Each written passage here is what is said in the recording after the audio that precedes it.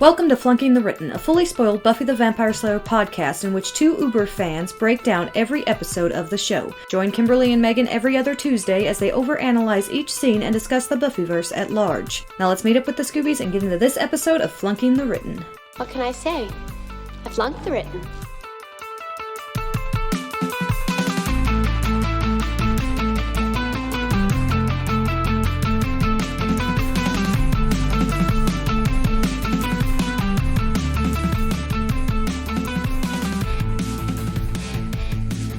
Alright, Kim, we are going to hop right into our conversation of I Only Have Eyes for You, which was written by Marty Noxon and directed by James Whitmore Jr. And the blurb is, Sunnydale High School is haunted by the ghosts of a former student and teacher who reenact their tragic romance through the bodies of the school's current inhabitants. Yeah, kind of what happens. I really like this episode. And I forget how much I like this episode until I watch it again. I have serious issues with this episode. All right, well, let's get into the breakdown then so we can decide who's right and who's wrong. Okay. I'm gonna be right. Oh, we'll see. So we start at the Bronze with a song, Splendid Charge. I wrote it, and now I'm not sure which is the band and which is the song, but I'm pretty sure Charge is the name of the song and Splendid is the band. Honestly, usually you would write the band first. It's been an exhausting week, so we're gonna say that that's correct. You can go to the playlist to find out for sure. And Buffy's hanging out on a balcony, and then Ben comes up. Because, why are Willow and Buffy hanging out together? Yeah. That seems weird. Yeah. And is this the first time we see the balcony in the Bronze, or have we seen it before? No, we see it in the very first episode because Giles is kind of skanky and hanging out at the Bronze, remember? Oh, that's right. That's right. I remember. But yeah, Ben comes up. As far as I know, this Ben has no connection with Glory, but just going to throw it out there. Probably not. Might be worth investigating still. And he talks to her about being in the same algebra class, and then asks to be asked to the Sadie Hawkins dance, which is just the worst, dude. Come on. I guess no one asked him, so he's taking matters into his own hands. And this is where we get to find out exactly where Buffy is, and she's just like, I'm not seeing anybody ever again. Ever. Yeah. Ever. Poor Ben wanders off, and she goes downstairs and runs into Willow. I have to say, I love Willow's sweater. I didn't even notice it. Very, very 90s.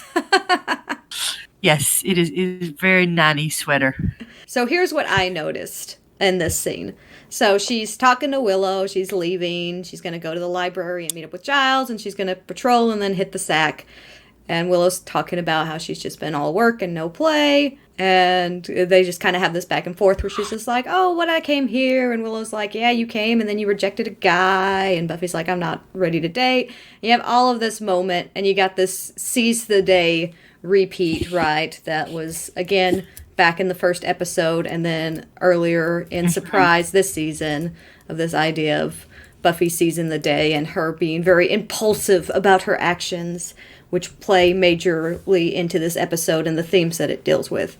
But specifically the idea of Buffy's routine of she's just patrolling and going to sleep, basically. Like that's her routine right now. And what's interesting, we'll see a lot of parallels between Buffy and the Ghost, but what's interesting is right from the start, we have this idea of Buffy living through the same day over and over again and kind of being trapped in that. And I like that it's very subtly here in this very first exchange between Buffy and Willow that's where Buffy's at in her life, that she kind of feels trapped in her own life. And Willow's pointing it out that, you know, she's got to do something impulsive. She's got to do something to get out of that routine. And she's just not willing to allow herself that freedom. In this scene, I wonder why Willow is so pushy about Buffy dating someone. Because it really hasn't been that long since Buffy had sex for the first time with her first love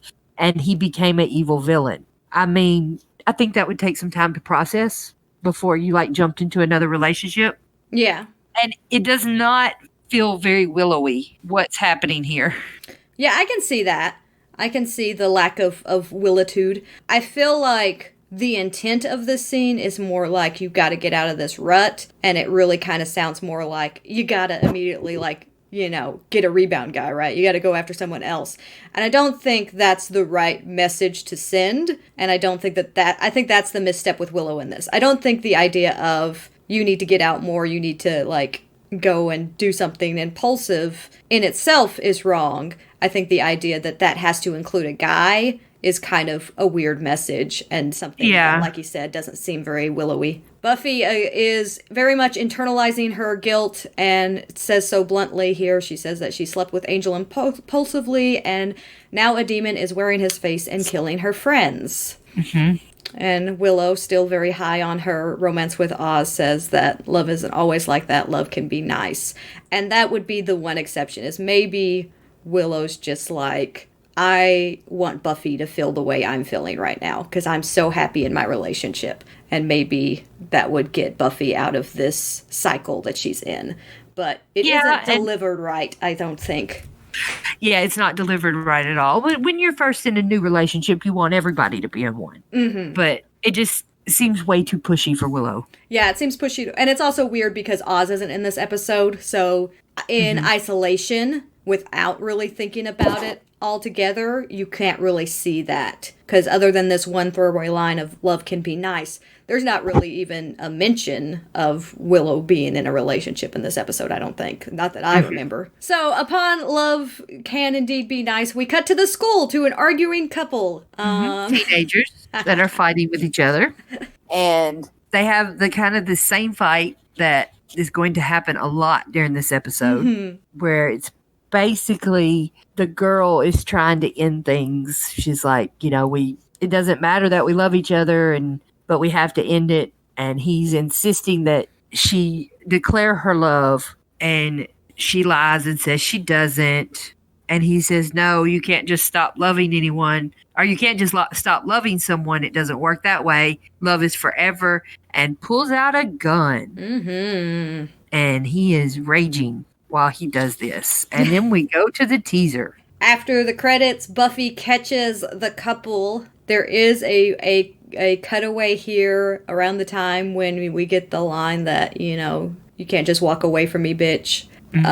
Where the janitor is like, when did the janitor suddenly decide to have ears? Because this couple's been shouting here for a while, and it's just now that Buffy shows up that the janitor's was like, oh, there's a ruckus afoot. Right, and wonder how long he's worked there. Because you would think if you'd worked at Sunnydale High for like more than a week, you would go the other way when you hear that. But he goes to Warden. So he has to be new. Truth. So anyway, Buffy knocks down the guy, and as the gun slides across the floor, we kind of see it disappear. Or no, that's later, isn't it? Yeah, that's later. That's later we see it disappear, because this time it's just the janitor doesn't see the gun. The gun seems to have vanished at the end of this exchange, where Buffy calls the guy out on being a jerk, and the girlfriend defends him, saying, no, he's really not. And she's like, why'd you have a gun then? And that's when the janitor's like, there isn't one. Dun, dun, dun, spooky. And then we're in the principal's office, and we have Snyder for the first time in a hot minute. Yeah, it's been a while. And he is so irrational in this scene that it's like bordering on ridiculous. It's just, wow. Yeah, I said that this scene is basically summed up with, I'm going to keep looking until I figure out exactly how this is your fault. That's like... Yeah, it's just wow. That. And then he is called out of the room because apparently a vegan named Billy Crandall has chained himself to the snack machine again, which is a funny little touch that they put that in there. Yes. I honestly did not remember this at all. I haven't watched this episode since going vegan myself. And I was just like, I did not remember there ever being any reference to a vegan ever in all of the Buffyverse. And I apparently missed this one. I feel like the snack machine is an odd choice, though. Like maybe like the cafeteria line or something like that. That's a little bit more egregious in what it's serving. Maybe because in the snack machine it's all processed. Maybe it's not just that it's not vegan; it's also that it's not organic because those have to go hand in hand. I mean, well, the majority, yeah. So Snyder leaves and requests that Buffy stay in his office alone, unsupervised. That's weird, right? I feel like that's weird. Because she could go through anything. And then randomly a yearbook gets pushed off the shelf. 1955. Buffy seems fairly nonplussed about it, though. She just puts it back. Oh, yeah. But she doesn't really know there's ghost stuff going on yet. But she just thinks it kind of fell off the shelf. Okay, and so next there is a scene between Cordelia and Xander that was completely cut out. All right, let's have it.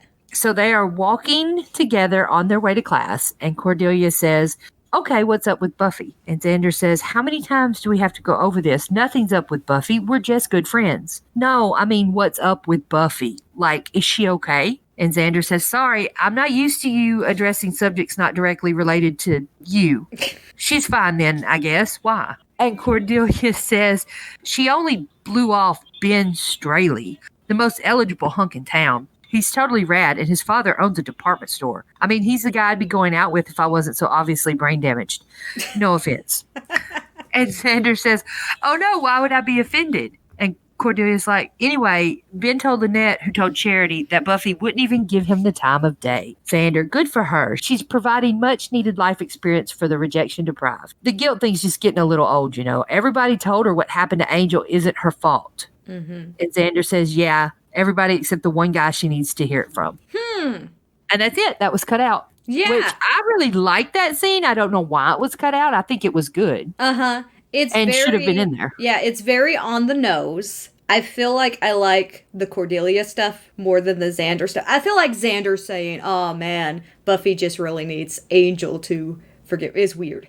Like, I don't think that's something that Xander would say, even though it's true. I just don't think that Xander would be the one to say that. But he just randomly has really insightful comments sometimes. Yeah.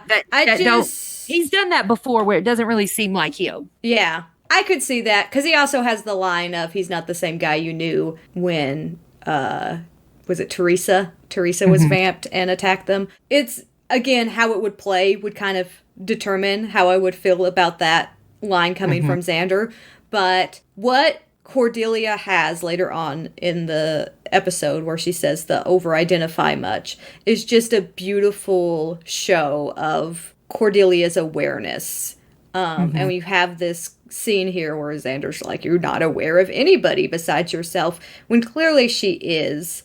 And I like that they're showing that this early. And you still have it to some degree in this episode, but her, like, taking the time to actually ask about Buffy. I've said it before, and I'll probably say it again. I think that the Buffy-Cordelia relationship is one of the biggest missed opportunities as far as where they could have developed it. And little things like this kind of make me wish that we had just a little bit more back and forth between them, just a little bit more time to let that relationship develop into an understanding that I know that those characters could reach with each other, and they just never did. I agree. But if I was going to pick two characters who I wanted to have seen more conversations between, like not just one-liners and stuff, but actual conversations, it would be Giles and Cordelia.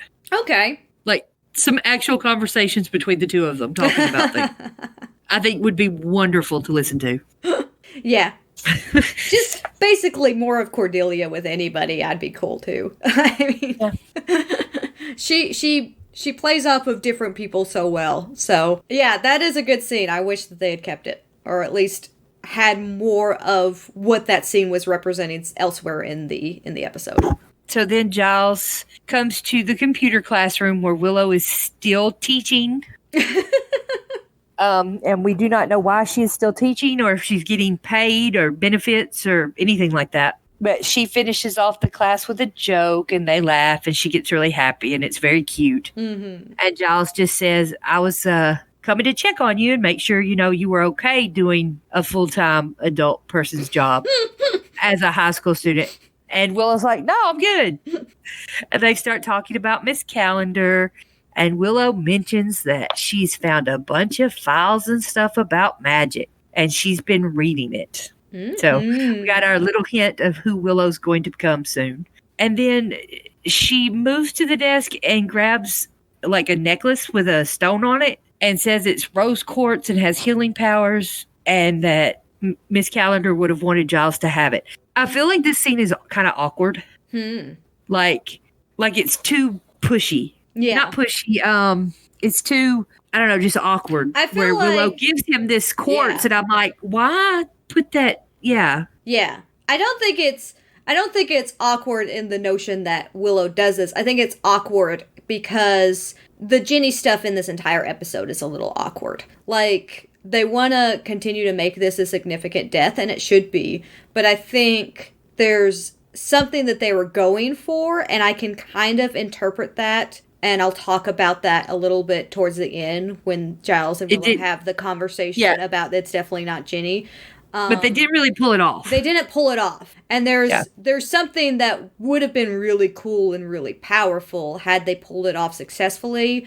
But I think it was kind of just shoved in there as an afterthought to give Giles something to do this episode. I'm not really sure why they went the route they went. I mean, it was really sweet that Willow did it, and it was very Willow. It just seems weird. Like the situation and her doing that seems weird. It seems shoehorned in is what it does. It really just feels like all of this, that is what I was looking for. All of this Ginny stuff is shoehorned into the episode, and it's not given the time it needs to have the gravity it needs to tell the story that they were trying to tell. Because it's just little clips and bits and bobs.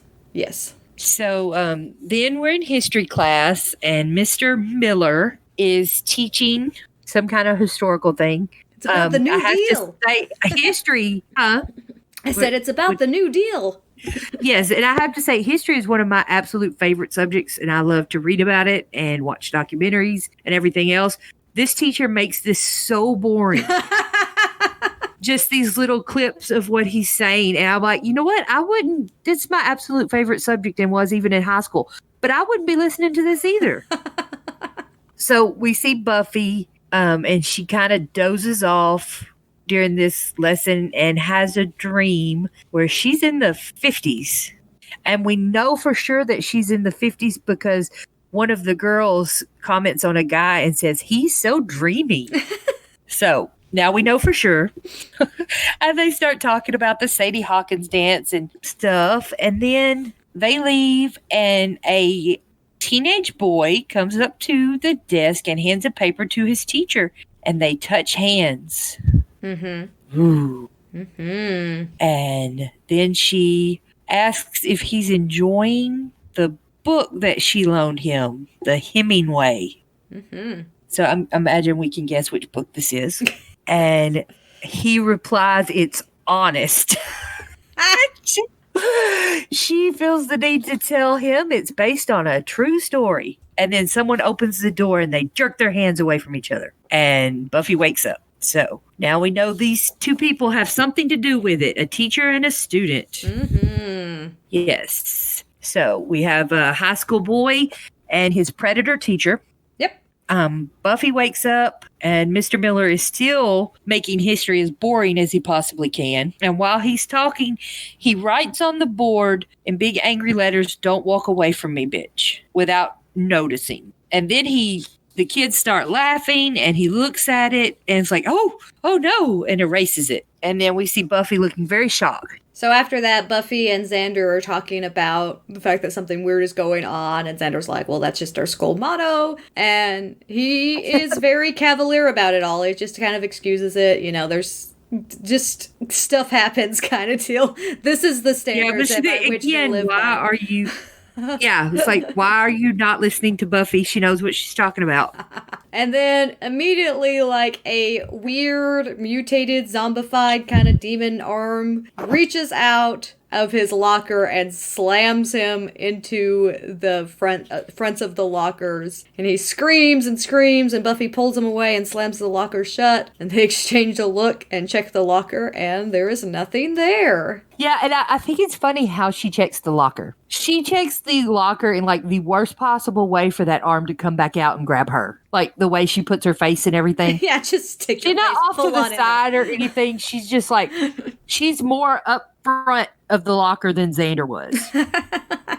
So yeah, from there we cut into the library, and Xander and Buffy are walking in, and Willow notices Xander's shirt being all torn up and makes a comment about Cordelia winning another round in the broom closet, which I appreciate. And she actually, in the script, says, Xander, what did you do? Criticize Cordelia's outfit? Oh. Instead of just saying something about the broom closet. Interesting. I wonder what prompted that change. I don't know. I like the broom closet more. I think the broom closet it's the entire season has to do with, like, you know, sexuality and first times and things like that. And so anything that leans that direction that they can put in there supports the themes of the season about that loss of innocence. So the idea of losing around in the broom closet, I guess, supports that more than an insulted outfit. Very true. Though knowing Xander, he probably insulted it in a way that made Cordelia feel like she was a slut. So yeah.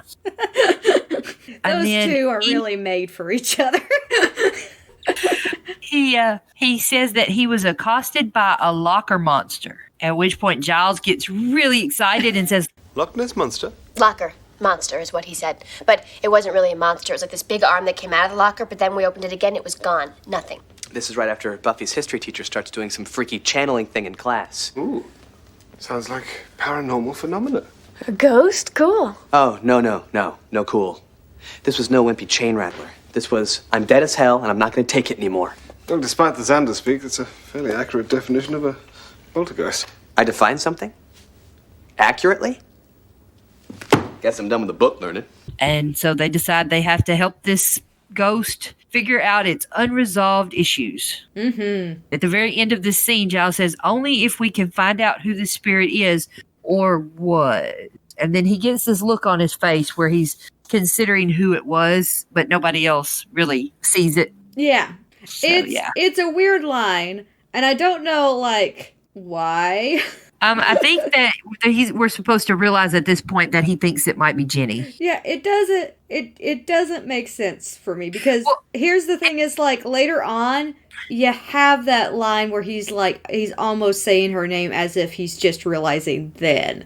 So I don't know if he's just pondering the possibilities, but I think the whole line in general is weird. The is or was. I don't know why that line even exists, because I don't know, it just seems like a silly thing to say to me. Like, if it is still the ghost, like, if the ghost is still that personality somehow, then is applies, but I guess was is just for him to accept the fact that, yeah, it's a dead person, so it's a was. I don't think it works. It's probably too much me reading into that one line. I just don't think the delivery works. I don't know what the purpose is, other than I guess... I honestly feel like the purpose was to make us think he's considering it being Jenny. Like, where this is his first thought of, oh, it might be Jenny. Yeah. When he says, was. The problem is that anytime later when he's referring to it, he's still referring to Jenny as if it's a present tense thing. Like, it's just, the was itself just doesn't make sense to me. Like... Maybe because it was the first time. I don't know. Like, because the way that we understand the ghosts to work is that they are still themselves. They're just locked in purgatory, basically acting out the definition of insanity, doing the same thing over and over again. And that's that whole routine thing that we talked about with Buffy earlier. But it's still that embodiment of that person, and the whole idea is that if you get them to resolve their issues, then they're set free, right? Mm-hmm. And then get to move on to whatever afterlife exists in the Buffyverse. And so every other place that we reference the ghosts, we reference them in the present tense as if they're actually those people, right? They talk about James that way. When he's talking about Ginny, he talks about Ginny that way. And then they have this or was line that I think you're probably right. They may be trying to make it think like the audience clue in that he's leaning towards Ginny, but it's just I felt like there's a better way to do that than to just throw out their or was thing. Like it's the fact that they used to be a person that's the important part, or like, I don't know. It's just, it seems like a weird way to address the ghost based on the lore that we understand about ghosts in this episode. Yep. I mean, it's an awkward scene. It feels like they tried to put too much in this episode. I think the Ginny stuff is the shortfall of it. Yes. Like, because I think you're right, is that they're like, ooh, maybe we could sneak a hint here. Let's just put this in without actually thinking about what he was saying or how it made sense when it came to ghost lore. And almost all the Ginny stuff seems like it shouldn't be there. Yeah. Okay, so the next scene is the school hallway at night, and we have a teacher who is Miss Frank come through, and she's very, very nice, middle-aged lady. She comes in, and she's like, your name's George, right? You know, can I walk here, George? Because the janitor is in her way mopping. And she's very polite to him. She asks if she can walk on his floor. He says, you go ahead, and they say goodnight. And then they start the same fight that the teenagers were having. We get a little more detail this time, where Miss Frank saying that you don't know what people are going to think. I want you to have a normal life. And he says he doesn't care about a normal life. I'm going crazy not being with you. And she says it's over. And then basically they segue into the same words as the teenagers, and the same thing, except this time Buffy's not there, and when he pulls the gun, he shoots her.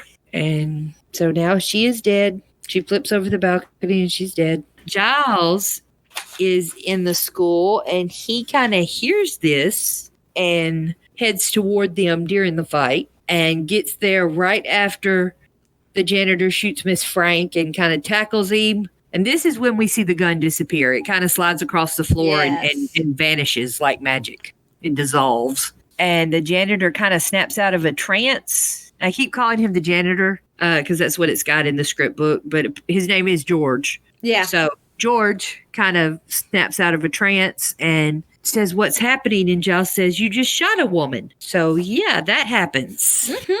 Good stuff. Yes. I really like the idea of ghosts possession being just repeating patterns and events of what led to their death and trying to figure out a way around it, even though there's no way around it kind of deal. I like the nature of the repeated scenes. I know you said, like, oh, we're going to hear this scene over and over again. I think it really works because the first time you hear just the tail end of it, this time you hear more of the beginning of it. And then when you get to it being performed by Sarah and David later on, it really, the weight of it is felt more when you get into characters that you actually care about. And I think it's a really cool way to handle ghosts. I like ghost stories, and I like different ways of dealing with possession and ghosts, and Buffy does it a couple of different ways to varying degrees of success. I think this is one of the best. I just like the idea of the repeating pattern thematically because of the way it connects to Buffy, as well as the way that it makes sense in my head for a ghost in purgatory to try to work out its issues, as Giles would put it. For me, I think it comes back down to that definition of insanity, which is my one of my favorite things to play with as far as... They're really not given a choice. Yeah. Well, the next scene is we get to see Drusilla. Are you there? Yeah. Okay. We have Drusilla and Angel and Spike, and they are looking around their new home. I like how you didn't think I was here just because I didn't react to Drusilla, because normally I'm like, yay! Yeah. They're walking around their new home, which is the mansion, and there are a bunch of plants and stuff in the garden, and Drusilla gets excited about the jasmine because it's night blooming. Angel, it's fairyland. It's paradise. Big windows, lovely gardens. They'll be perfect when we want the sunlight to kill us. and Angel spends some time torturing Spike by, making sexual innuendo about Drusilla. I'm just gonna say though, yeah, all the innuendos there and what all, and him just taunting Spike with all of that's great.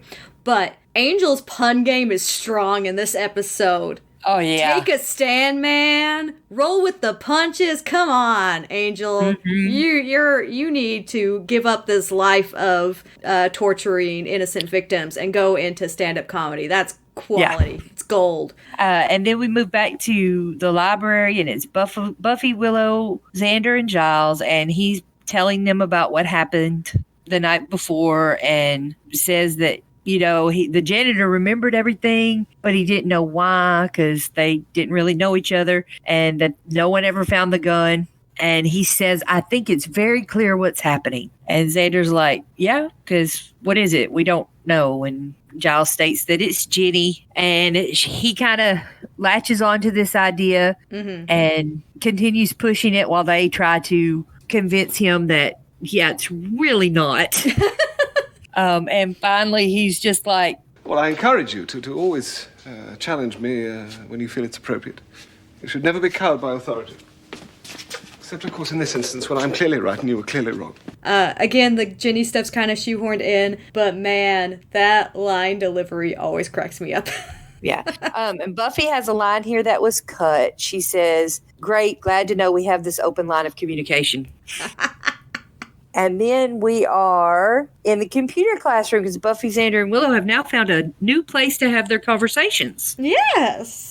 And they talk a little bit about Giles and how he misses Jenny so much he's doing this, and quickly move on from that and try to start investigating who the ghosts are. Mm-hmm. They figure out that there's probably 2 of them, and figure out it was 1955 because of the yearbook. And yeah, it all just happens very easily.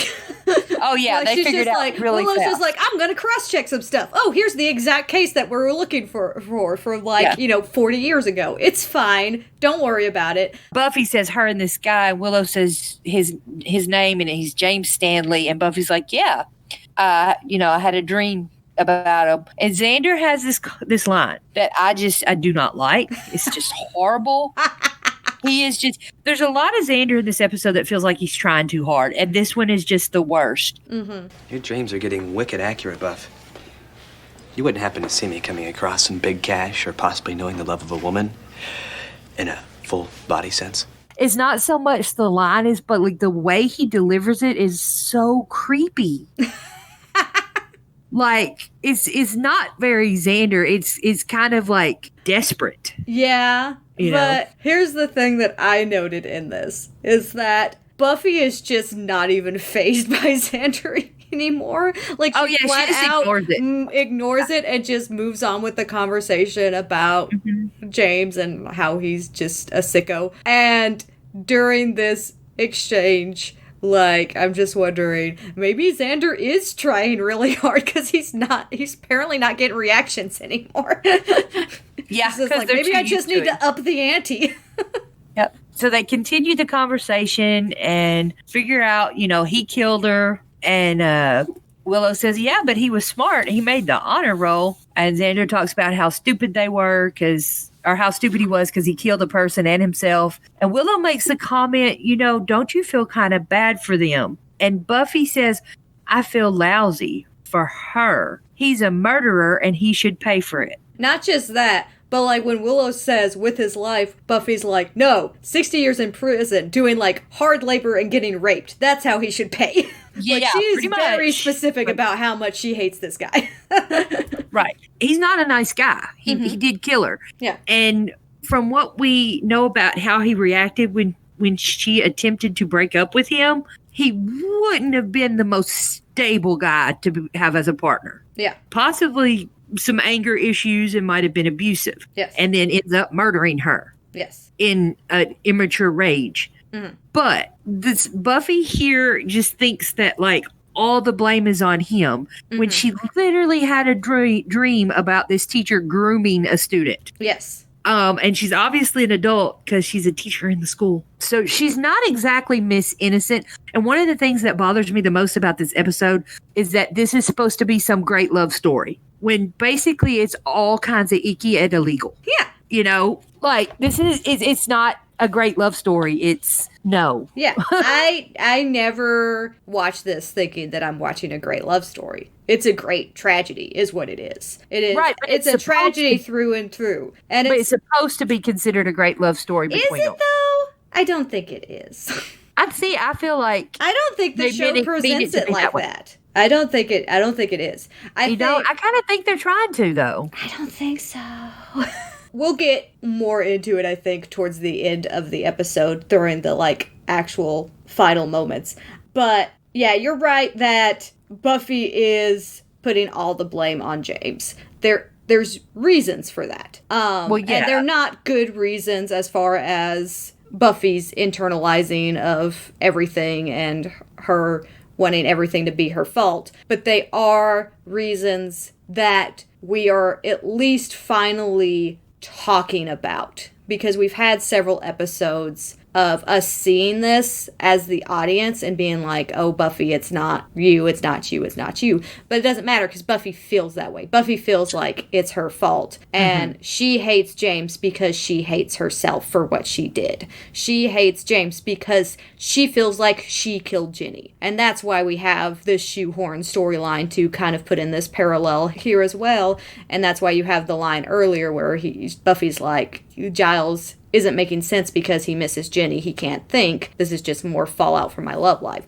Like, all of this is all intertwined into innocence. Like, this is very much about Buffy dealing with the consequences of what happened after her and Angel slept together. And wanting it to be all her fault and dealing with that. And you have all of these moments, including that scene earlier that was cut out where Cordelia even says, you know, we can all tell her that it wasn't her fault, but she's just going to keep blaming herself, or however it was worded there.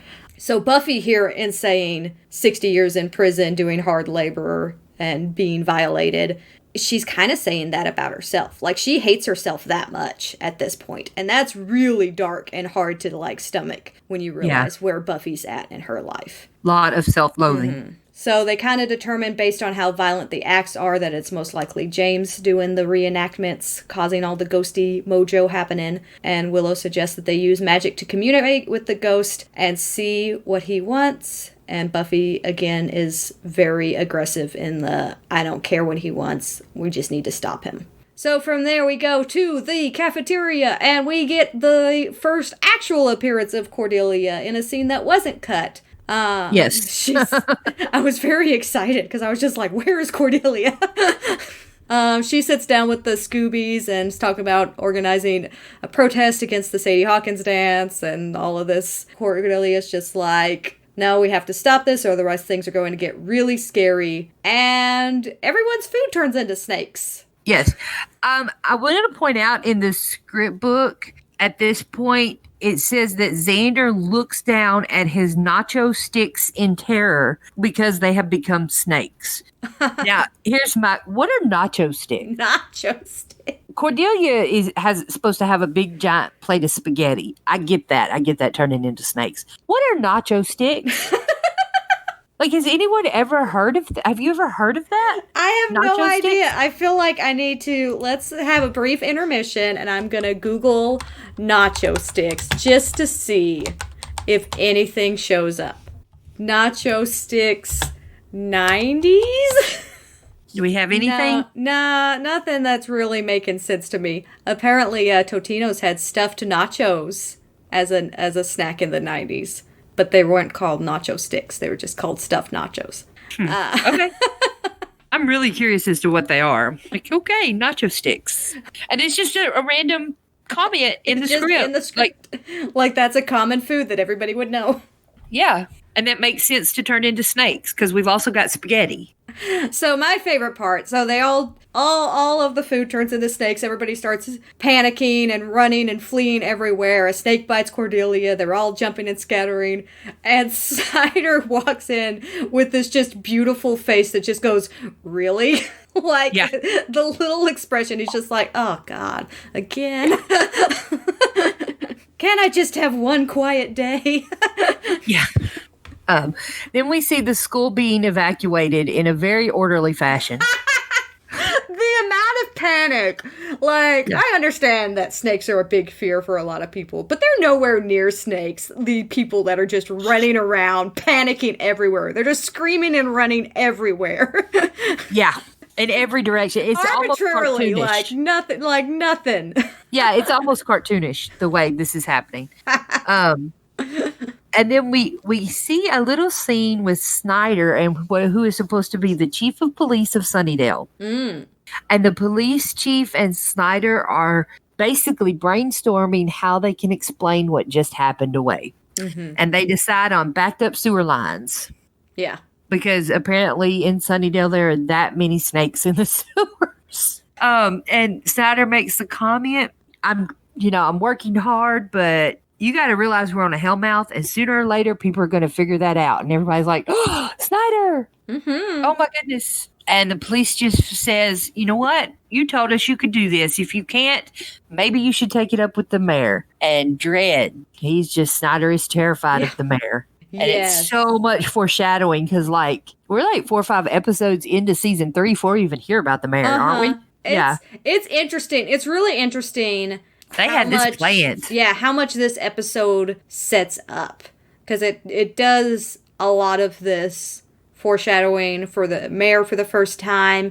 It introduces the mansion. It's the episode where it's revealed that Spike is healed. There's a lot of significant beats in this episode that you kind of forget are in this episode. And it's packaged into a kind of...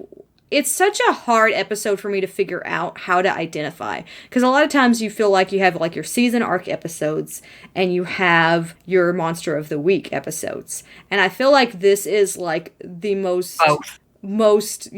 brilliantly mixed combination of the two. I feel like it is definitely a standalone episode that has a story that you can just watch in isolation that is interesting and has different angles that you can look at it from. But it is so pivotal in Buffy's story arc for this season. It sets up a lot of stuff going forward. So you can't ignore the fact that it's also a season arc episode. It's really surprising to me how much is actually going on in this episode, because I just forgot about a lot of it. So from there, we're hanging out in Buffy's room. There's a lot of weird, casual hanging out in Buffy's house in this episode. And this one, I don't know, I think this is just the first time we've seen, Cordelia hanging out in Buffy's room. So that was a little bit of a the entire gang's hanging out in Buffy's room. They just keep having to find places where Giles isn't. Yeah. I guess. So they're hanging out in Buffy's room and trying to figure out, what to do next. Willow's saying that, the ghost definitely can't be communicated with. That's a no-go. The only solution is the final solution. And this is when Xander says, nuke the school, to which I put foreshadowing. I also wrote foreshadowing in my notes, more foreshadowing. But no, Willow says that they have to exercise it and explains that there is a hot spot, which is the balcony, which is where the shooting takes place. And then they have to create is it a Mangus tripod? I just wrote random words that it sounded like.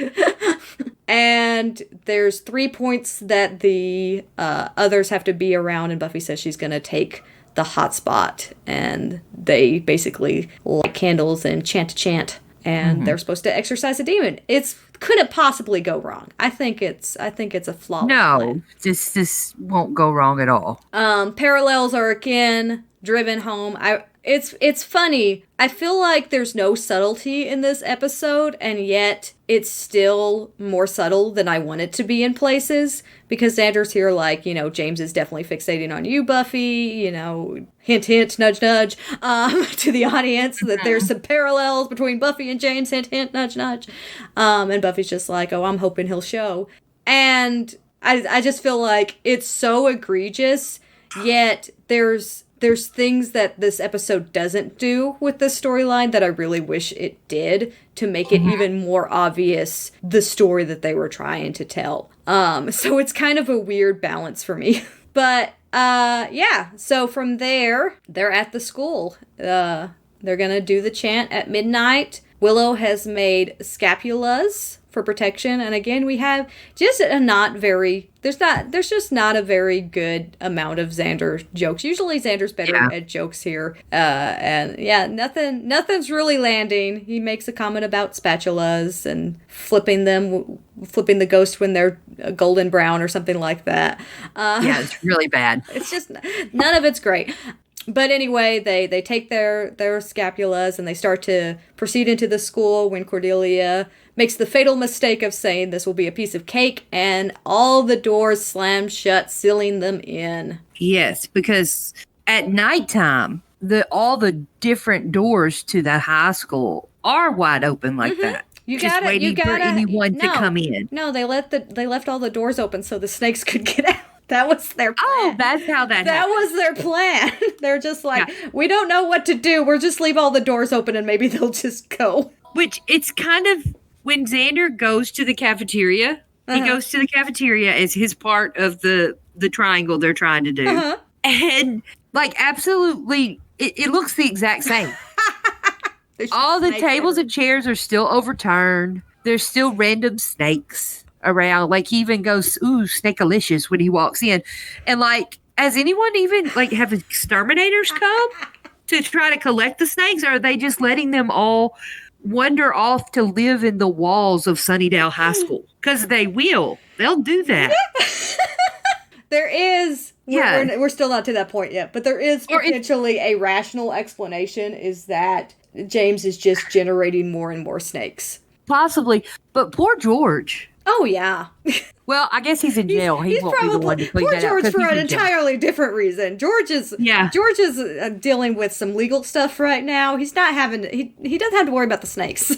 That's a good point. It wasn't him, but whatever, the substitute janitor is going to have a job. Oh, yeah. So then we're back at the mansion, and Drew is digging in the dirt, talking about how she's going to sleep underground in a burrow, and Spike says that she'll get her pretty dress all dirty, and I'm just like, yes, it is a pretty dress, isn't it?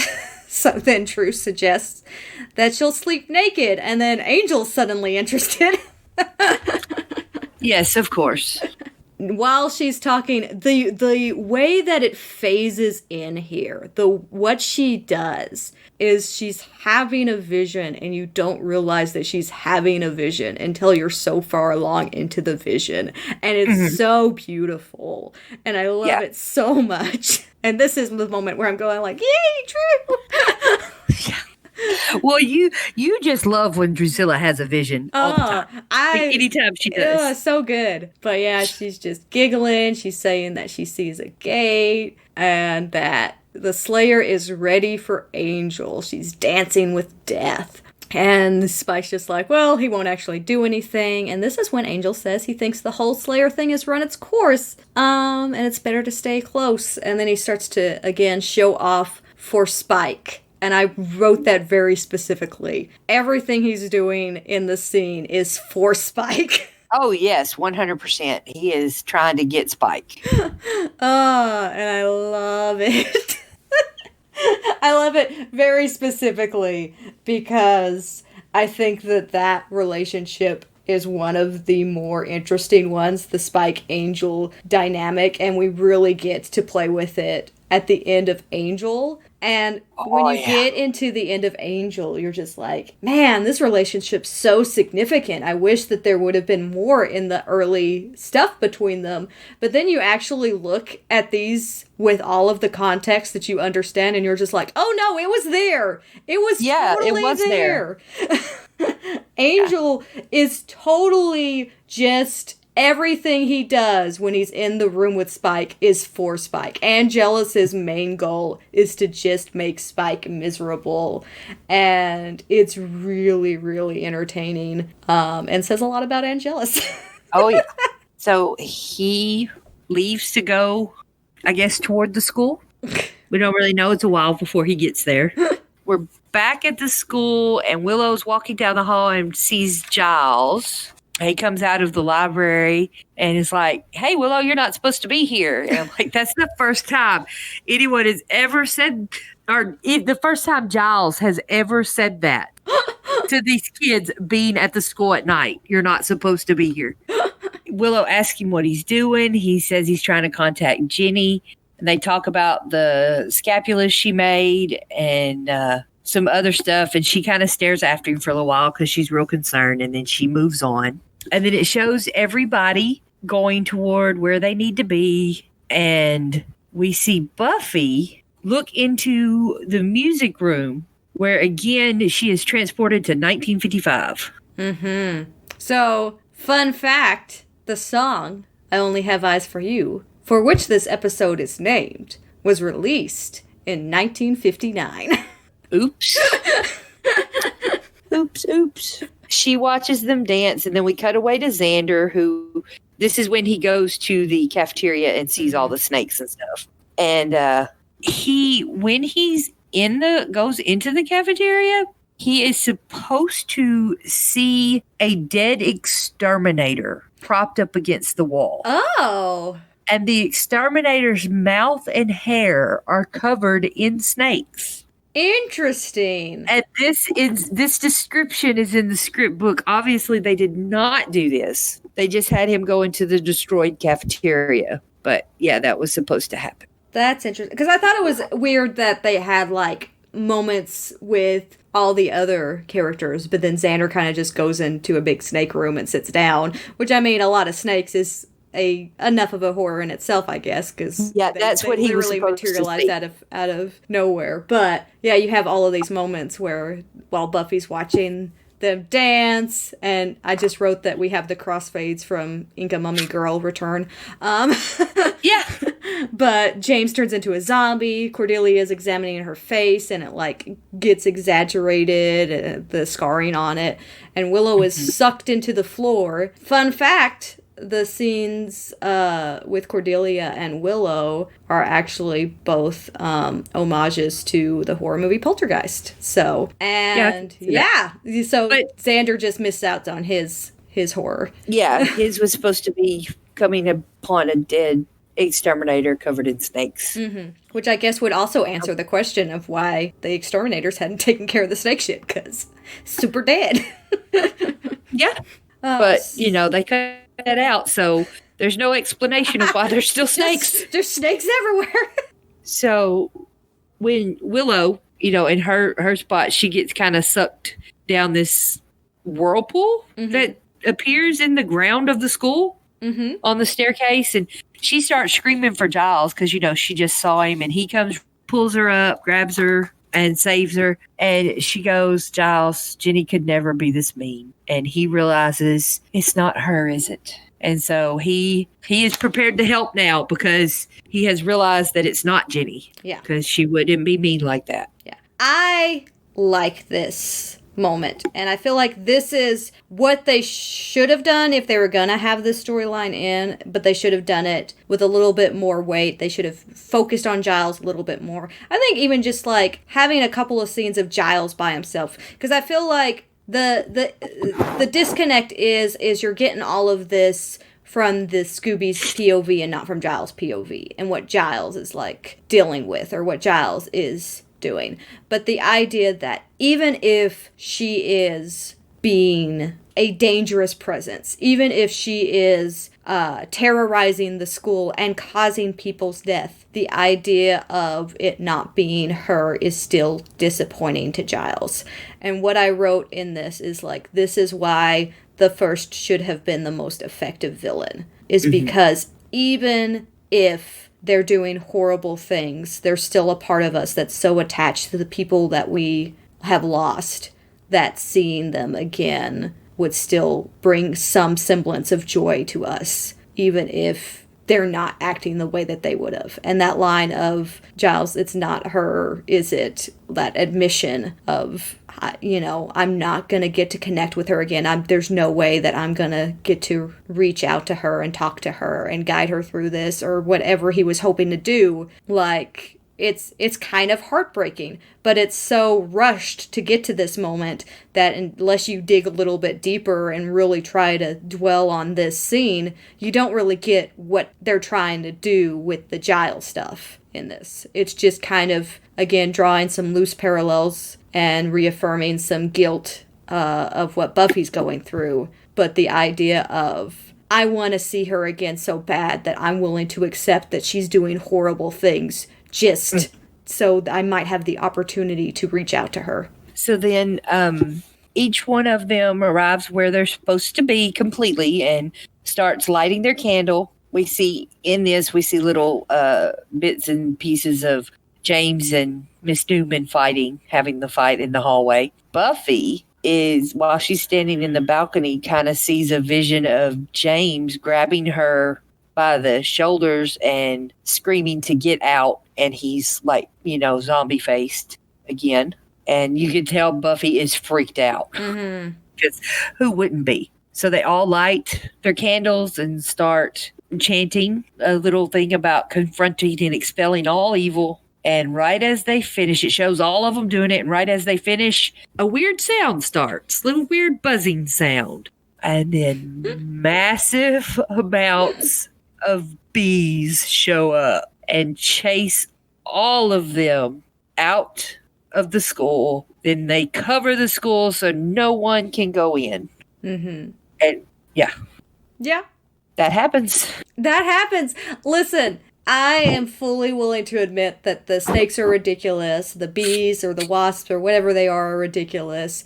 Like, there's so much about this episode that's just over the top, but I embrace it with open arms because of the hokey nature of what they were trying to go with the poltergeist references and the things like that. I don't know, like it just delights me. It doesn't, all of like the weird over the top stuff, I just get giddy about. Like, I realize they're ridiculous, but I'm fully here for the ridiculousness. I'm just like, yes, cloud of wasps completely coating the high school. Done. I am here to support that decision. Yeah. Makes no sense. No sense whatsoever. I still love it. So then this is the part where it's really weird that they go to Buffy's house, because Giles is in on it now. I don't know why they're at Buffy's house. Yeah, why didn't they? Well, they couldn't go to the library. No, but they could have gone to his apartment, which is a sit that we know exists. Right, but they've never really done his apartment before, right? Like, they've never hung out in Giles's apartment. At this point. No, that's but a season 4 I feel like thing. that would be the default, though, if they're just like, oh, well, we can't go to the library. Where are we going to go next? I guess Buffy's house, where Joyce could walk in at any moment. Well, I mean, we already know if she did walk in, she would think absolutely nothing about the school librarian in the living room with 3 teenagers. No worries. No, that's completely normal. So, yeah, Giles is serving tea, which I think is just hilarious. Again, made me think, like, why is this not at Giles' apartment? But not only are we in Buffy's house, but Giles has gone through the kitchen and made tea for everybody at Buffy's house. So he's very comfortable in that house. Oh, yeah, he's been here before. He hangs out. And Giles confirms that it is, in fact, James' spirit based on everything that they've seen so far. And Cordelia asks, hey, if the school shuts down, do we automatically graduate? And this is the one part of Xander that I really enjoy in this episode, where he looks at her like it's a ridiculous thing and continues with the conversation and then reconsiders and is just like, oh, no, wait. Yeah, that's a good idea. Let's do that.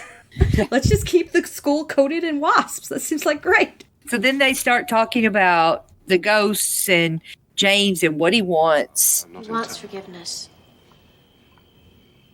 Yes. Yes, I imagine he does. But when James possesses people, they act out exactly what happened that night. So he's experiencing a form of purgatory instead. He's doomed to kill his Miss Newman over and over and over again, and forgiveness is impossible. Good. He doesn't deserve it. To forgive is an act of compassion, Buffy. It's not done because people deserve it. It's done because they need it. No. James destroyed the one person he loved the most in a moment of blind passion. And that's not something you forgive. No matter why he did what he did, and no matter if he knows now that it was wrong and selfish and stupid, it is just something he's gonna have to live with. Buffy kind of goes into a little rant that really shows where she's at and what she's feeling. Xander says he can't live with Buffy. He's dead. He actually says he can't live with it, Buff. He's dead, but I hate it when they call her that. And so I usually just change it to Buffy. Opinions have been had. I just don't like it when they call her that. I don't like it. And then Buffy is upset and she leaves to go in the kitchen, and Cordelia has her line, over-identify much. Oh, it's so great. And yeah, it is. I think it works even without the previous conversation. There's parts of the previous conversation that I like and kind of wish were in the episode, but I also really like this line as just a standalone line where it's just like Cordy's just aware and again is blunt enough to just say stuff like that. Kind of similar to the previous episode where she's just like, oh, so this isn't just like you trying to create a monster to fight. This is just like, oh yeah, Buffy clearly has made this personal. Yeah. And yeah, like, again, there's no subtlety to the parallels being drawn here at all. Oh yeah, no, it's very much in your face. But what I will say is that as much as I like the fact that they drove this home, I feel like they should have gone even further with the idea of forgiveness. You have this one line here from Giles where he says, to forgive is an act of compassion. It's not done because people deserve it. It's because they need it.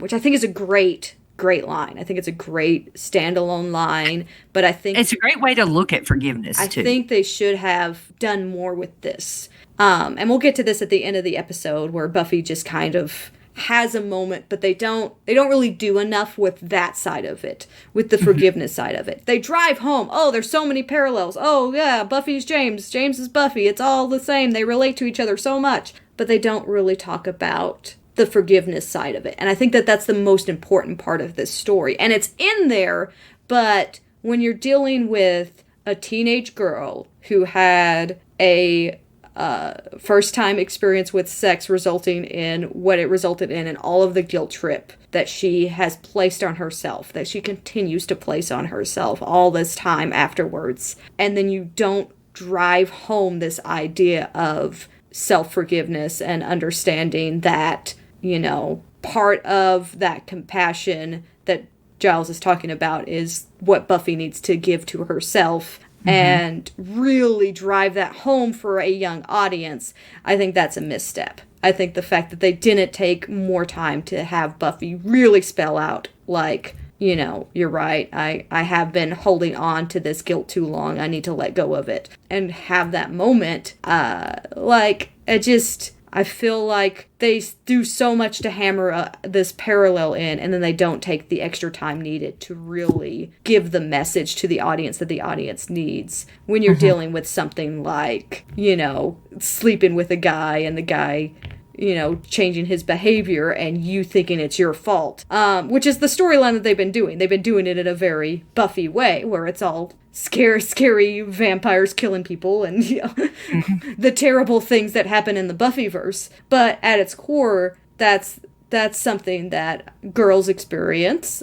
I'm sure men experience it as well. Like, people experience that where they get intimate with somebody and that person changes, and so suddenly it's, you know, not the other person's fault, but your fault that they changed. And in Buffy's situation, it's very specific because Angel did literally change, because we're dealing with literal things that are happening in the Buffyverse that represent figurative things that happen in real life, you know. It's not so much that those people change, it's that you learn more about them or whatnot. But Angel did literally become a new person, and that's where you get the identifying of killing someone, right? Because Buffy feels like she killed Angel. So all of that's done well, and really all of those parallels are done. But when you're dealing with subject matter that harsh, and a place where Buffy's at, where she's making those comparisons, you know, you see all of those parallels drawn, but she's talking about James like he needs to be imprisoned for the rest of his life, and not just imprisoned, but tortured, basically, for the rest of his life. That's what she's saying about herself. And the fact that they didn't really hammer it in that Buffy was in a better place at the end of this episode, I think is the misstep that I am most upset about. Of, like, this is this is a show at its core for teenage girls, and the fact that they didn't make sure that that was absolutely 100% clear, that that is not a way to look at yourself no matter what you've done, I think is the biggest complaint I have about it. But you do have this great line here from Giles that really is, like what you said, is a good way of looking at forgiveness. And I think it is. It's just, I don't know, like it's there and it's so great, but it's so easy to overlook. And I think that that's the depth of this episode, the little line where Giles says, "Oh, it's not Jenny, is it?" This little moment here. You kind of have to dig for it. And in ways I like that, because I feel like I discover stuff as I rewatch the episodes. But in other ways, I think that some of the messaging in this episode got a little too buried or a little too convoluted and didn't come across the way it should have. Then we have Willow going into the kitchen to look for Buffy, and Buffy is gone. She has walking toward the school that's covered with wasps, and they just kind of separate to let her in. So she goes in. Willow's like, "Oh God, Giles, she went back." And then we have Giles, Willow, Xander, and Cordelia standing outside the school, trying to figure out how to get in because they can't. And Cordelia says, "I don't get it. Is she trying to be like a big loner hero or something?" And it reminds me of Firefly. They're like big damn heroes. Yeah. Just the phrasing. But every time I see that part, it reminds me of Firefly. Giles explains that he thinks she's under the spirit's thrall, and James is calling her to react everything. And Willow's like, "Oh, that means, she's going to get shot." And Giles is like, "Well, there's no man inside for James to possess, so she's fine. She's safe." Mm-hmm. And, oops. So now we see Buffy standing in the hallway near the balcony where the fights have been happening. And then behind her, we see Angel. And he basically says that a little interesting canon fact that wasps have no taste for the undead, but not that a sting would do him harm, even if they did, which I think is kind of funny that he explained that. Yeah.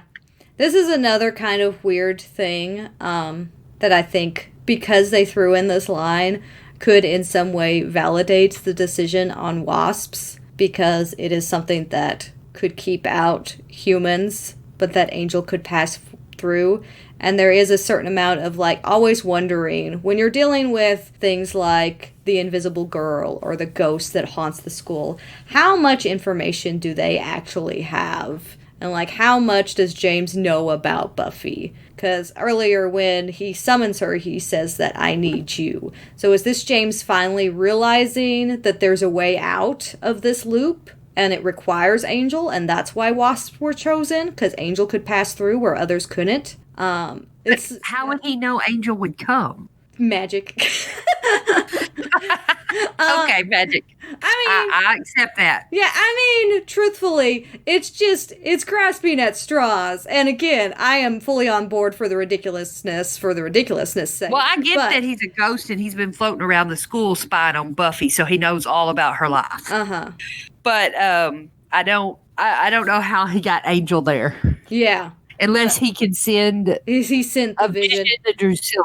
Yeah. Because they talk about how I think what's most interesting is that I think the randomness of the events that occur, the wasp thing just came up to my mind because Angel was just like, "Oh, they have no taste for me." I was just like, "Oh, well, maybe that's a reason that he chose wasps, because Angel could pass through them." It doesn't really add up when you calculate it all. But the randomness of the events, I don't mind so much, because I feel like James doesn't have a plan. He just keeps throwing stuff out there to try to figure out something. And that, for some reason, he has crazy powers. Ridiculous amounts of powers. And it's probably because of the Hellmouth energy. And so he's just willing the Hellmouth to do stuff, and the Hellmouth just do what the Hellmouth want to do. So the Hellmouth's like, "Sure, have some snakes. You want a cloud of wasps? I got one of those handy." And I'm just like, cool. That's all really random and racco, and I'm okay with it. Yeah. Yeah, because it's not really ghost powers doing this stuff. It definitely feels like it's the Hellmouth that's doing this, and James is just somehow channeling it. But he doesn't really have control over it. Yeah. Yeah. I did not write a whole lot of notes for this next encounter, this next exchange. I basically just watched it in a trance. But yeah, as Angel's approaching and kind of mocking Buffy, who's already in the scene, and steps close enough, I guess, for the spirit to take hold and him to also be drawn into the scene. So, interesting enough, we've talked about the parallels of Buffy and James, but obviously there's a lot of parallels between Angel and Grace as well, and the nature of a more mature person pursuing a younger person, and the predatory nature of it, and the need to give that person a normal life. And so immediately in this conversation, it starts off with, I just want you to have some kind of a normal life. We can never have that, don't you see? And Buffy, in very much echoing earlier conversations between Buffy and Angel, Buffy's like, I don't care about that, I just want you. And that's all James and Grace in this, but it's very much paralleled with the Buffy and Angel relationship. I think this is where people think that this is romantic, because it's Buffy and Angel, and people think that Buffy and Angel are romantic. And they are. They are romantic. We've talked about the concern about the age gap and the conversations about that. But we also talk about the maturity levels and how we frame Buffy as being not 16 years old. When we start the show, she's framed as much older. So we've already had that conversation. But I feel like the reason that you and other viewers have viewed this James-Grace relationship as romantic is because of this scene and the romanticism that David and Sarah put into it. I have a different read on this. And the reason that I don't think that this is particularly romantic is that we keep talking about this being James. This is James all through and through. And so when you get to the point later on, after Buffy shoots Angel, and Angel, being a vampire, comes back and does the forgiveness. And there's even the line later where Buffy says, I just don't understand why she forgived him. I don't like that line, because I don't view what Angel's doing as being Grace. I view Grace as not being part of this at all. James is playing both characters. And he's playing out the scene, and it's not until we get to the part where Angel can come back that James can change the narrative. Because otherwise he's just playing what he knows, and he can't do anything different than what he knows until he gets to a part where it's unknown. It's James's spirit. They say it again and again. It's James's spirit. It's James's spirit. He's the one doing all of this. How can you justify that when Angel comes back, that's actually Grace saying those words? Wait, at the end, when they're in the music room and they're kissing, a spirit comes out of both of them and floats away to like happily ever after. And so that's what has always made me think that it's supposed to be a big romantic story for Grace and James, that they, they came to a conclusion, they did it, and, they both didn't die. Now they're going to meet in the spirit world and float off to happily ever after. And I hate that, because they're not a romantic story. They're not a happily ever after story. They're basically a sexual predator and an immature, anger-ridden teenage boy. Mm-hmm. They would have never worked out in real life. She would have lost her job. I mean, it was the 1950s, so she probably wouldn't have went to jail, but she wouldn't have been allowed to continue teaching. Mm-hmm. He'd have had to work at like a grocery store or a gas station or something and come home angry every night. Like, it never would have worked. Yeah. And because he lost his temper and killed her, oh, it's so romantic. They're going to live happily ever after in the netherworld. It's not, I don't like it. So, yeah, I don't know why. I've never seen it that way. And I totally I think you're right. I think the show even presents it that way, and that is problematic all around. But I have never seen it as that's the conclusion of this episode, as they get to live happily ever after now. It's so You don't weird. think so when they float away? Because Well, I guess I've just never really paid attention to that light show. Like, I just like, oh yeah, there's some pretty lights, whatever.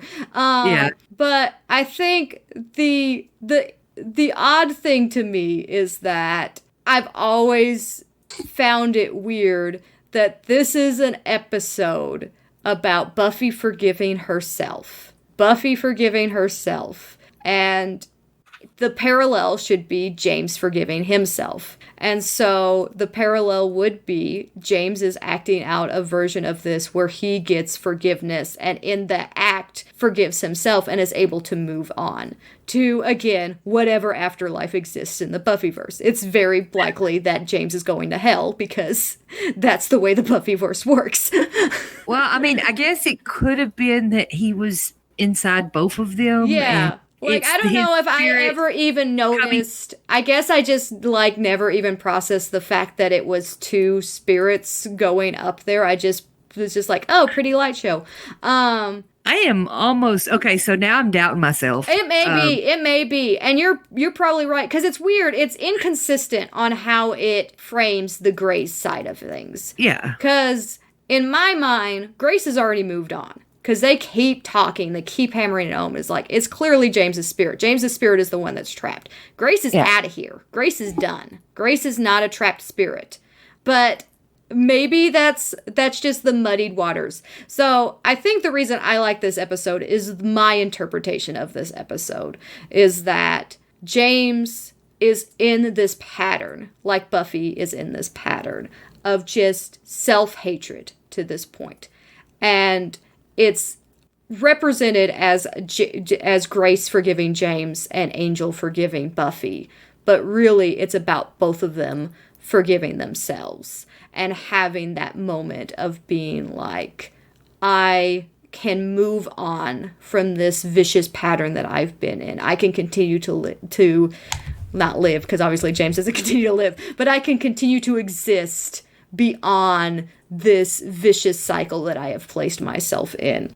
And I like that parallel. And I've so fixated on that in this particular viewing. Now, granted, I have not watched this episode in many years, because I had just mentioned that I did not remember the vegan reference, and I have been a vegan for several years. So I know it's probably been a good 5 years since I've watched this particular episode. And it is one of those episodes that I was kind of like you were talking about last time. It's just like, it's just, it's an episode that I knew was significant in the Bangel storyline, and I was excited about it because of that, because I wanted to see, but it really has very little to do with Angel. It's really all about Buffy and her oh yeah, it's completely about Buffy. And so for that reason, I've kind of just taken Grace out of this equation.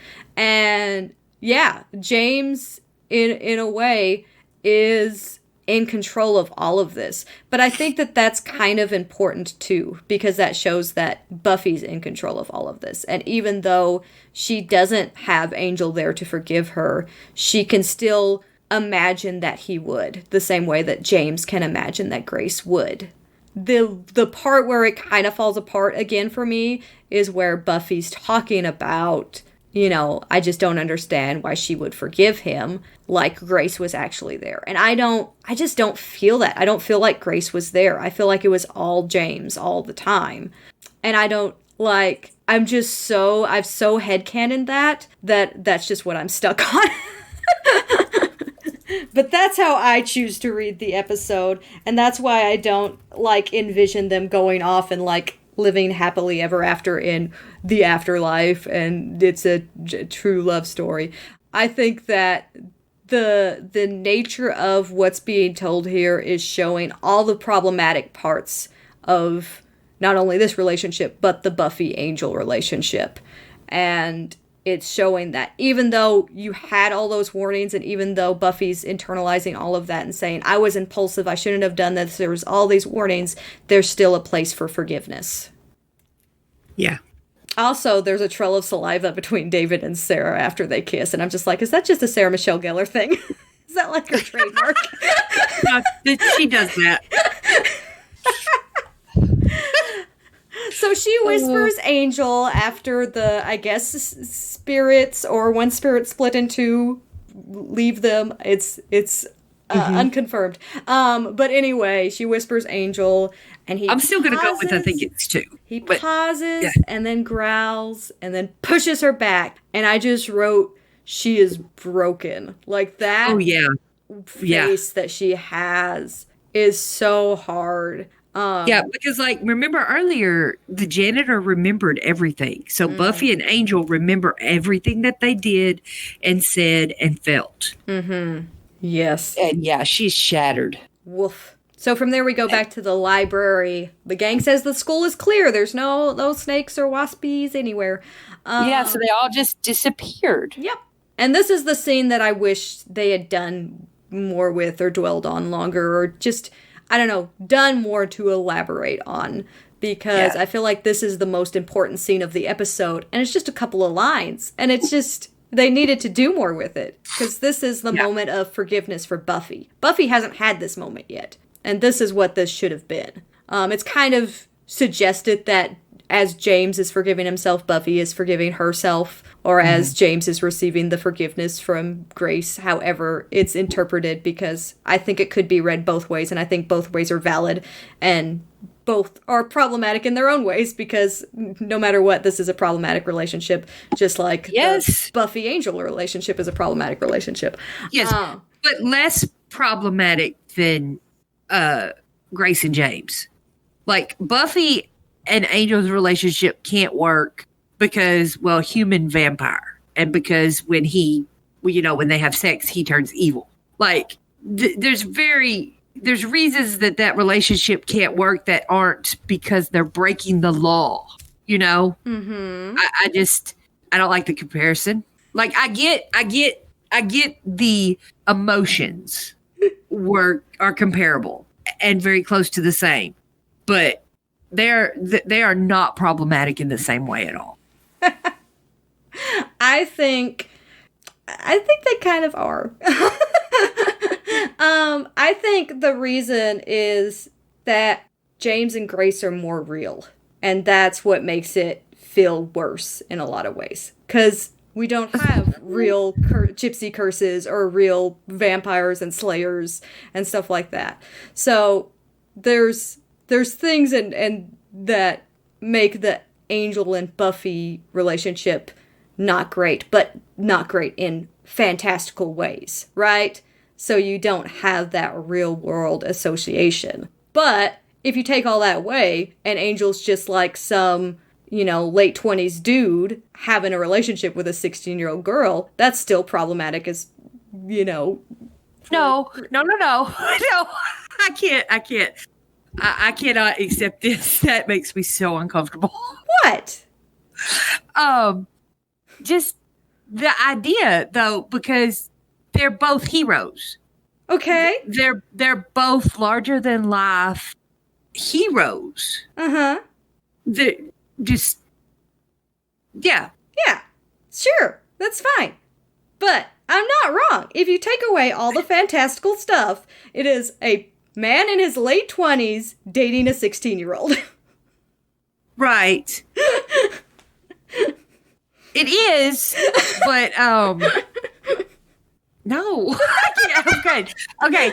I need some help coming up with words here. Oh, I don't like that at all. I have to come up with something. Yeah, no, I cannot think of Angel as a pedophile. Sorry. Because he's dating Buffy. It's just not happening. It's one of those things that's technically true because she's a minor and he's, a grown man. So technically, but no, just no. Oh, I'm so happy with how this entire conversation unfolded. It makes me so delighted. And also, he didn't groom her. He didn't groom her by giving her a book about an older woman that fell in love with a younger man, or Mm-hmm. Yeah. I don't know. Just no, it's different. It's so different. So different. Oh my gosh, I am not I'm picturing Angel as a creepy old man pedophile now, and no. Oh my God, that means Spike is too.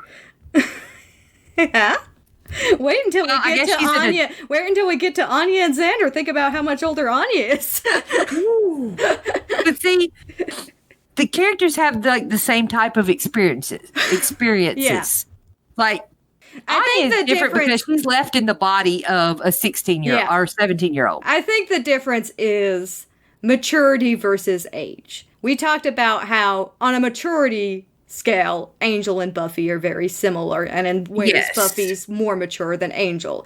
But Well, and there's no you can way a s- teacher and a student are. Yeah, and you can see that in the context of this episode. James Yeah. is livid that she's like, this is not right. We can't continue to do this. And he loses his mind and shoots her and then shoots himself. So clearly not a very mature individual. Like definitely Oh, has no. some things that he's working through. With some emotional issues to work Yeah. on. So yeah, it's a very exaggerated form of that.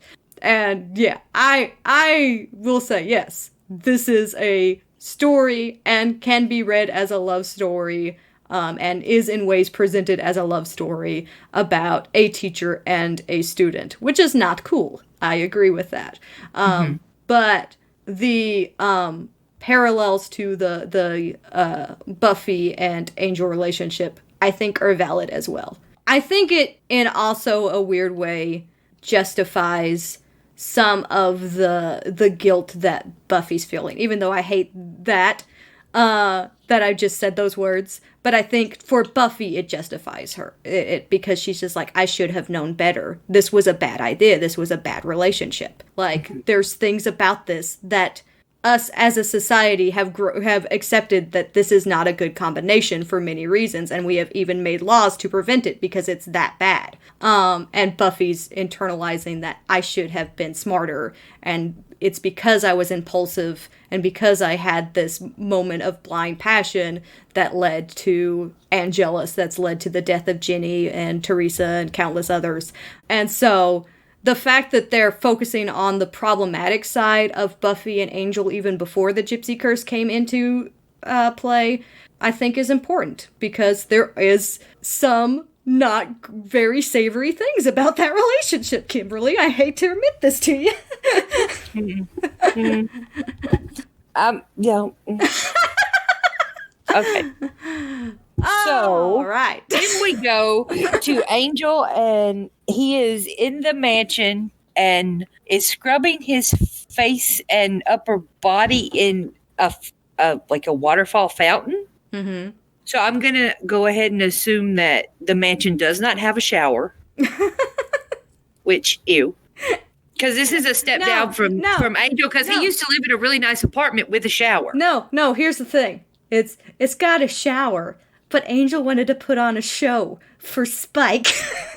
Yes. It's always for Spike.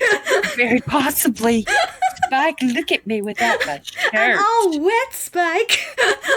Yeah. Sorry. So, in this conversation where Drew's like... we got off on the wrong thing there. Drew's like, what was it, a demon? And Angel's like, no, it's love. And she's like, poor Angel. And then Angel says he needs a real vial clear to, wipe this crap out of his system.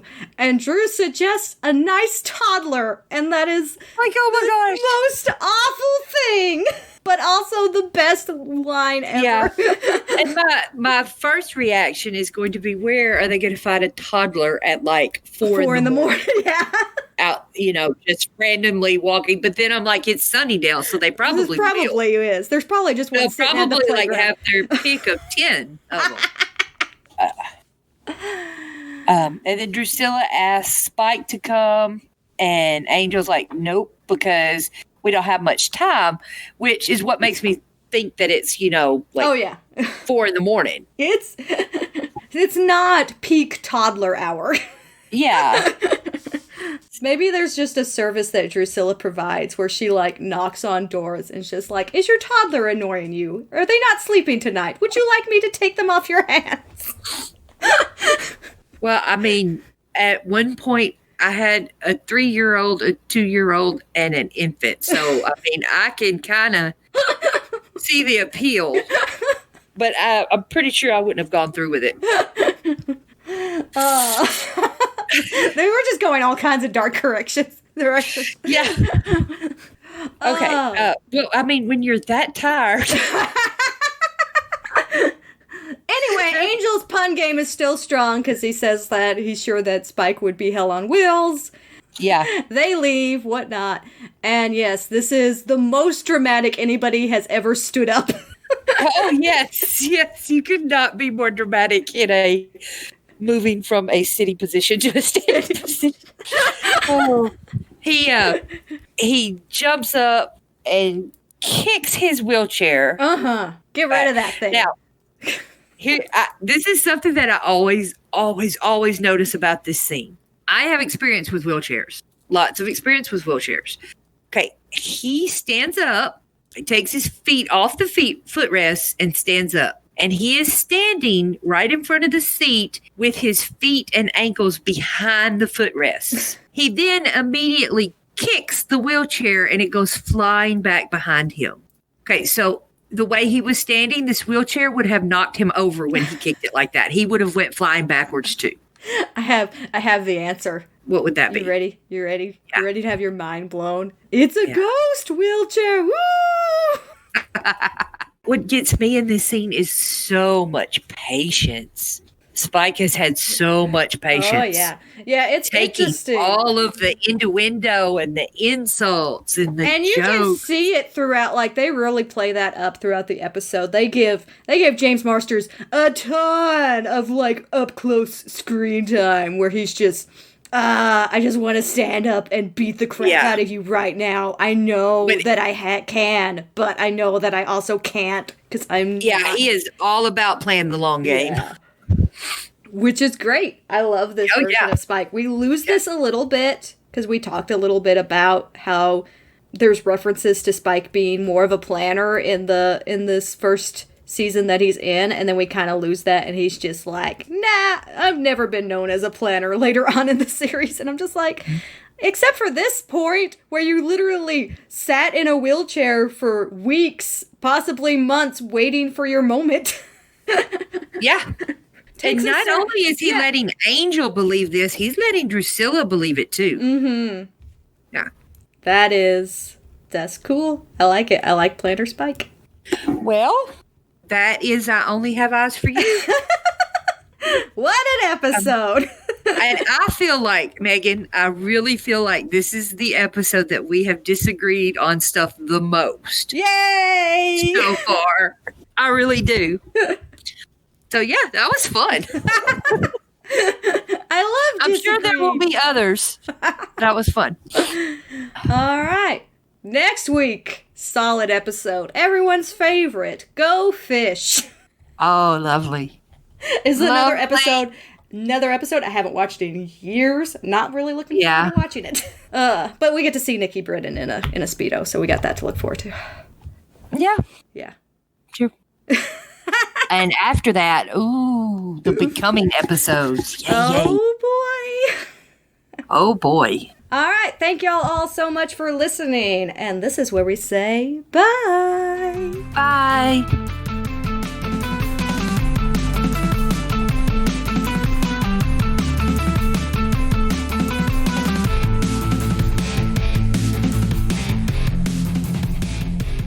So I feel like I have to immediately clear something up. Because I made that conversational part about Spike and how that's the most dramatic anybody can stand up. And I forgot all about Wesley and the Princess Bride. And I'm just like, no!